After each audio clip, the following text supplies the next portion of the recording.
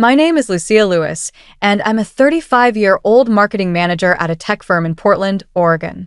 My life was once defined by love, hard work, and dreams of a cozy home, until it all unraveled in ways I never imagined. Let me take you back to where it started, to the heart of my world. My husband, Silas Carter. He was my rock, my cheerleader, the kind of guy who'd make you laugh even on your worst day. But life wasn't always kind to him, and that's where this story begins. Silas and I had been married for 9 years, building a life in a small Portland apartment. I loved my job, crafting campaigns, meeting deadlines, feeling like I was making something out of nothing. Silas, a brilliant software engineer, wasn't so lucky. He worked for a tech giant downtown, but his boss was a nightmare, constant belittling, passive-aggressive emails, and impossible deadlines. It wore him down. I'd come home to find him staring at the ceiling, unable to sleep, his usual spark gone. It broke my heart to see him like that, but I felt helpless. We were scraping by on my salary alone after he took a break to see a psychiatrist. His anxiety's so bad, he couldn't even get out of bed some days. Those were tough months. I'd lie awake, worrying about bills, wondering if we'd ever get back to the life we dreamed of. Silas was my high school sweetheart, the guy who'd sneak me notes in class and promise we'd conquer the world together. Seeing him struggle felt like losing a piece of us. But slowly, with therapy and time, he started to come back to me. One morning, he made pancakes, lopsided, but the first real smile I'd seen in months. His psychiatrist was thrilled with his progress, and soon, Silas was job hunting again. His experience landed him a role at a small startup, paying less than half his old salary, but he was thrilled. "It's better than sitting at home, Lucia," he'd say, his eyes bright again. I felt a weight lift off my chest. We were a team, and we were fighting our way back. Our life wasn't perfect, but it was ours. We talked about kids, but with my job and our tight budget, we decided to wait. It was just us, dreaming of a bigger future in our little apartment, surrounded by the hum of Portland's rainy streets. I thought we had time to build, to grow, to love. But life had other plans, and soon, everything we'd worked for would be tested in ways I never saw coming. Everything changed when my mom, Grace, got into a car accident. She'd been a librarian her whole life, always with a book in her hand and a garden full of roses. My dad passed when I was in middle school, so it was just her and me for years. She was my anchor, always cheering me on, even when I doubted myself. The accident left her paralyzed, needing a wheelchair to get around. I was devastated, picturing her stuck in her old house in rural Oregon, with its creaky steps and narrow doors. It wasn't safe for her anymore, and I felt this gnawing guilt that I couldn't fix it. One evening, as I sat with Silas, pouring out my worries, he looked at me with that steady gaze of his. "Lucia, let's bring Grace to live with us. We'll make it work." I was floored. We were barely keeping up with our bills, and Silas had just started his new job. But he was adamant, his kindness shining through. His family wasn't thrilled. His mom, Dorothy, and his sister, Vanessa, lived in a fancy Portland suburb, and they'd always looked down on me for my small-town roots. When we told them Grace would move in, Vanessa laughed, her voice dripping with sarcasm. "What? Your mom's moving in too? That's bold." Dorothy was worse, muttering about how I dragged Silas down with my family's problems. I bit my tongue, but it stung. Silas's grandfather, Henry, was different. A quiet, generous man. He'd gifted us a plot of land just outside Portland, a 10-minute drive from his family's estate. He adored Silas and knew Grace needed a safe place. The land felt like a miracle, but it came with strings. Dorothy and Vanessa thought it should have gone to them. Still, we pushed forward, applying for a mortgage to build a wheelchair-accessible house. It wasn't easy. Silas's new job didn't impress the banks, and I could feel the weight of every rejection. But we kept at it, visiting lenders, tweaking our plans. Finally, one mortgage company believed in us, and we got the loan. We designed our dream home, a single-story ranch with wide doorways, a sunny kitchen perfect for my height, and a big yard where Grace could read and feel the sun. I'd drive to the construction site after work, my heart racing with excitement as the wooden beams went up. When it was done, it was everything I'd imagined: open, warm, and safe for Mom. But as we settled in, I couldn't shake the feeling that Dorothy and Vanessa's resentment was about to make our new beginning a battleground. Living near Dorothy and Vanessa was like walking on eggshells. Silas's family had always been cold to me, but I didn't expect how cruel they could be. Dorothy, with her perfectly manicured nails and designer handbags, acted like I'd stolen Silas from her. Vanessa, always chasing her next big scheme, saw our new home as an insult to her own status. They'd whisper about how I wasn't good enough for Silas, how my poor family was a burden. I tried to ignore it, focusing on Grace's smile as she wheeled through our new home, but their words cut deep. One afternoon, as we unpacked, Vanessa stopped by unannounced. She smirked at Grace's wheelchair ramp, saying, "Convenient how your mom's accident got you this land, huh?" I froze, my stomach twisting. Grace looked away, her hands trembling. Before I could respond, Silas stepped in, his voice calm but firm. "That's enough, Vanessa. This house is for Lucia and Grace. Grandpa Henry wanted this for us." His words were like a shield, but I could see the hurt in his eyes. He told me stories about his family, how Dorothy's entitlement and Vanessa's greed had always embarrassed him. "They're the kind of people who show you who not to be," he'd say, half joking, half serious. Dorothy was no better. At a family dinner, she cornered me, her voice low and venomous. "Marrying you was Silas's mistake. Now he's stuck caring for your crippled mother." I wanted to scream, to tell her how wrong she was, but I swallowed my anger for Silas's sake. He overheard and didn't hesitate. "Mom, stop. Lucia and Grace are my family. If you can't respect that, you're not welcome here." The room went silent. Dorothy's face reddened, but she didn't back down, muttering about how I'd ruined her son. Vanessa just rolled her eyes. Like it was all a game, I lay awake that night, Silas's arm around me, feeling both grateful and guilty. Grateful for his love, guilty that I'd brought this tension into his life. He kissed my forehead and whispered, "We're building something good here, Lucia. Don't let them take that from us." I clung to his words, but deep down, I knew his family wasn't done with us. Their resentment was a storm brewing, and I wasn't sure how we'd weather it. The housewarming was supposed to be a celebration. We'd invited friends, co-workers, and, reluctantly, Silas's family. The house smelled of fresh paint and cedar, with Grace's roses blooming in the yard. I was nervous but hopeful, thinking maybe Dorothy and Vanessa would see how happy we were. I was wrong.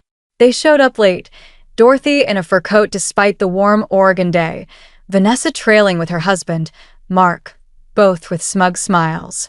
They didn't bring a gift, didn't apologize for being late.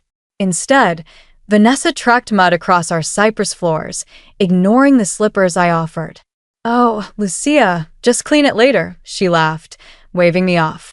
My jaw clenched, but I stayed quiet, not wanting to ruin the day. Then Dorothy saw Grace's room, a spacious suite with a private kitchen, designed for her comfort. "This is nicer than my place," she said, her tone sharp. "Lucky you, Grace, getting paralyzed just in time for a free upgrade." My heart stopped. Grace's face fell, her hands gripping her wheelchair. I wanted to scream, to throw them out, but before I could, Silas's voice cut through. "What did you just say?" His eyes blazed, a rare anger I'd never seen. "That's disgusting, Mom. Apologize. Now." Dorothy scoffed, crossing her arms. Vanessa jumped in, her voice dripping with venom. "Oh, come on, Silas. We're just saying what everyone's thinking. You don't get to play hero just because you built this house." I felt like I'd been slapped, my cheeks burning with humiliation. Silas didn't back down. "You're the ones acting superior, insulting my family in our home. Get out if you can't respect them." The room went quiet, guests shifting awkwardly. Grace, her voice soft but steady, spoke up. "It's okay, Silas. I'm here because of you and Lucia. Thank you." Her words broke my heart, but they also gave me strength. Dorothy and Vanessa stormed out, glaring at me like I'd orchestrated the whole thing. As the door slammed, I felt a mix of relief and dread. Silas pulled me close, whispering, "I'm sorry, Lucia. They don't get to ruin this." But I could feel the weight of their hatred settling over our home, a shadow we couldn't escape. That night, I lay awake, wondering how people could be so cruel and how Silas, so kind, came from a family so toxic. Life felt good for a while. Grace started smiling more, reading in the yard, her wheelchair gliding smoothly over the ramps we'd built. Silas was thriving at his new job, and I was settling into our home, feeling like we'd finally found our rhythm. Then, one afternoon, my phone rang while I was at work. It was Grace, her voice shaking. "Lucia, it's Silas. He collapsed at work. You need to get to the hospital." My world tilted. I grabbed my keys, my mind racing with images of Silas joking that morning, promising we'd try that new Thai place downtown. He was fine. He had to be at the hospital. Reality hit like a freight train. Silas was in the ICU, tubes snaking from his body, his face pale. The doctor's words were a blur. Brain tumor, critical condition, might not wake up. I stood there, frozen, unable to process it. I prayed, begged, held his hand, but by the next morning, he was gone. My Silas, the man who'd fought so hard to rebuild his life, was taken from me in an instant. I couldn't even cry at first. The shock was so deep. Then Dorothy and Vanessa showed up. I was sitting by Silas's body, numb, when Vanessa's voice cut through. "What did you do to him, Lucia?" "Poison him for the insurance money." My breath caught, the accusation like a knife. Dorothy piled on, her eyes cold. "Bad things always happen around you. You're a curse." I wanted to scream, to tell them how much Silas loved me, but grief choked me. Grace arrived, her face streaked with tears, and we clung to each other, sobbing. Dorothy snapped, "Stop the fake crying. You changed him, Lucia. We're done with you." They left without a backward glance. Silas's funeral was beautiful, filled with his co-workers and friends, people who loved him for his kindness and humor. Dorothy and Vanessa didn't show, their absence a final slap. I stood by his casket, Grace at my side, feeling like the world had cracked open. Silas had been my everything, and now I had to face a life without him, and a family determined to make it harder. Coming home from the funeral was like walking into a fog. Grace and I were drained, leaning on each other as we pulled into the driveway. But something was wrong. A light glowed inside the house. "Did we leave that on?" Grace asked, her voice uneasy. I shrugged it off, blaming my scattered mind, but when I unlocked the door, the sound of the TV hit me like a punch. Inside, Vanessa and Mark sat on our couch, surrounded by strange furniture and boxes. My heart stopped. "What are you doing here?" I stammered. Vanessa smirked, leaning back like she owned the place. "Oh, Lucia, you just barged in? First time, so I'll let it slide. This is our house now. We sold your stuff, so you should leave." My blood ran cold. Grace gasped, her hands shaking. I looked around. Our carefully chosen furniture, the table Silas and I picked out gone, replaced with gaudy new pieces. "Where's our stuff?" I demanded, my voice shaking with rage. Vanessa shrugged. "Resale company took it. Got a good price, too. Who wants furniture a dead guy used? Bad luck, you know." I was shaking, fury and grief mixing into something I couldn't control. Grace's face was red, her eyes blazing, but she was too shocked to speak. I called the resale company right there, my voice trembling as I explained. They were horrified, agreeing to treat the items as stolen and return them. Vanessa just laughed like it was a game. "You're so dramatic, Lucia. Just take your boxes and go." I looked at the pile of our belongings, packed carelessly, and thought of Silas, how he'd fought for this home, for us. Staying here, surrounded by his family's poison, felt like betraying him.